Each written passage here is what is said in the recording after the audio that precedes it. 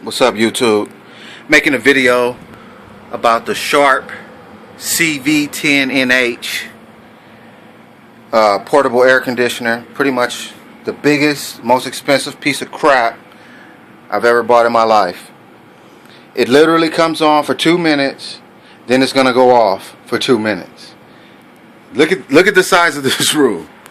This is a little room, a very small room, and this big ass unit can't fucking cool it.